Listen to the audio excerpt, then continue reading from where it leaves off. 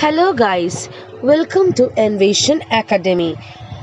Today I'll be telling you a story, The Boy with an Answer. Raman was a bright boy, but he was also very mischievous. He lived many years ago in a small village in the kingdom of Vijayanagaram in South India. Since he was an only child, his mother loved him very dearly. You could say that he was pampered too much and became a spoiled child. But Raman had a quick wit, and this helped him to make friends and get along in life. At that time, the ruler of the kingdom of Vijayanagaram was a mighty king called Krishna Devaraya. He was a fine and powerful ruler, and at his court there were many famous musicians, artists, and otherwise and skillful people. Raman lived in a small village called Tenali. There was a school in the village, but Raman's mother thought that the other boys at school would harm her dear little boy. So she did not send her son to school, and this suited him fine. He could wander about all day and be cheeky to whoever he liked. Of course, not being at school made Raman quite lazy. One day, as Raman was playing with some of his friends by the village pond, a holy man passed that way. The boys ran along beside him. Any stranger in the village was a welcome sight to the boys. The holy man stopped beside the pond to rest for a while, and as he sat there surrounded by the village boys, he noticed Raman. "Come here, son," said the holy man. Raman went up to the holy man and stood before him. He was fascinated by the holy man's long hair and beads. The holy man was fascinated by Raman's smooth and handsome face and the bright sparkle on his eyes. "What is your name?" asked the holy man. "If you must know," replied Raman, "it's Raman. But I don't know how this information will help you." "Ah," said the holy man, "I see you are a boy with a quick wit. And as you seem to be so intelligent, why do you waste your time running about this pond?" Raman was going to say something in reply when he stopped to think more carefully about what the holy man had said. "I can teach you something useful," said the holy man. "Would you like to learn what I have to teach?" Raman was curious. What could the holy man teach him? "Is it a magic trick?" he asked eagerly. "No, it is not," replied the holy man. "It is something far greater than magic. Come close and listen." Raman stood right next to the holy man. "Listen carefully and remember this," whispered the holy man. Then the holy man recited a long mantram and Raman listened carefully. When the holy man had finished, he said, "This mantram is far greater than any magic, my boy. When the time is right, go to Mother Kali's temple and recite this mantram 1,000 times. You will be surprised at how your life will change." Then the holy man stood up and walked off down the road. Raman laughed and shouted. He and his friends ran behind the holy man till he reached the outskirts of the village. That night, Raman thought about what the holy man had said. He repeated the words of the mantram in his head. Then he tried to sleep, but for some reason he found this impossible. Raman got out of bed and crept out of the hut. He ran down the road to the tiny Kali temple at the other end of the village. It was dark. Raman was a little scared, but he plucked up his courage and entered the temple. Raman faced the image of Kali and began to chant the mantram. He repeated the words over and over again.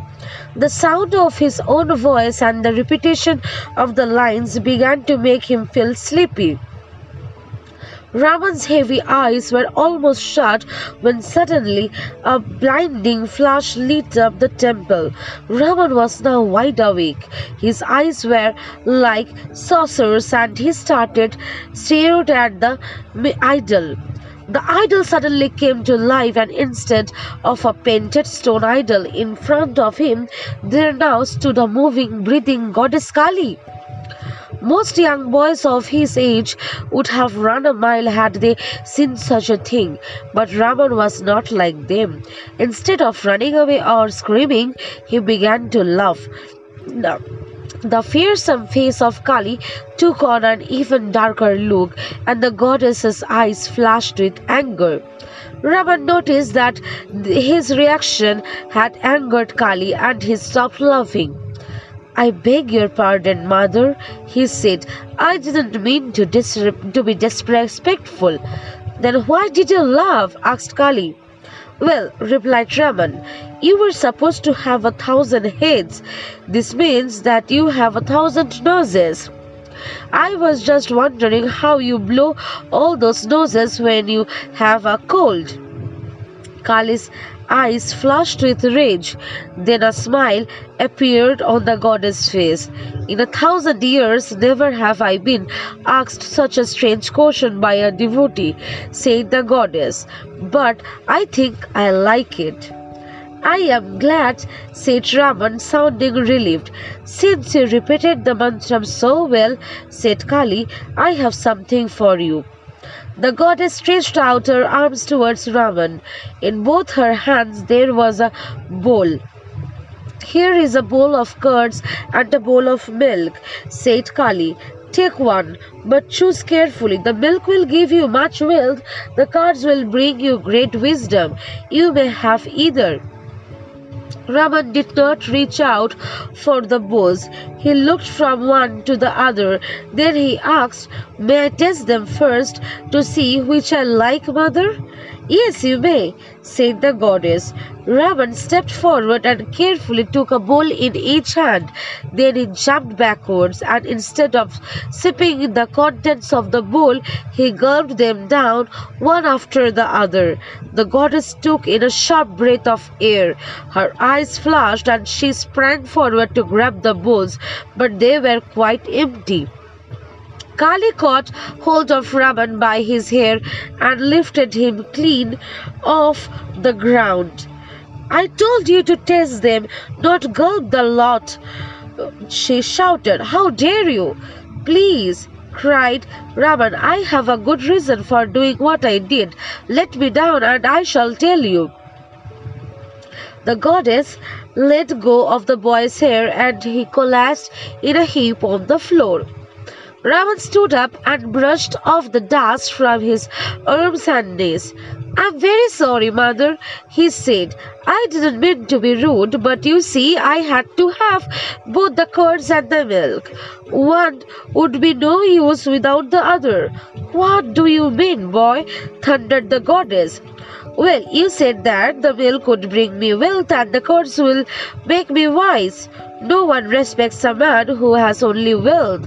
On the other hand, a man with only wisdom cannot have a comfortable life." "I see," said Kali.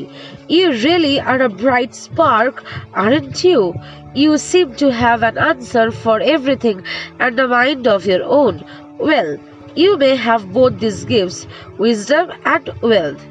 In time, you will become a wise poet. You will use your sense of humor well, but at times this may upset people. And poets do not make much money, so you will have to work for someone. All your wishes will be granted." And then the temple of Kali was silent once again. Raman stared at the idol for a little while longer. Kali no longer breathed or moved. Raman looked at his hands. "Where are the bowls?" He reached forward and felt the goddess's feet. The hard, smooth stone was cold to his touch. Was this a dream? Thought Raman to himself. Did the goddess really speak to me? Did she give me some milk and curds? Am I really going to be a famous person one day? With all these questions in his head, Raman hurriedly returned to his warm bed. Only time would tell if his dreams would ever come true. What do you think?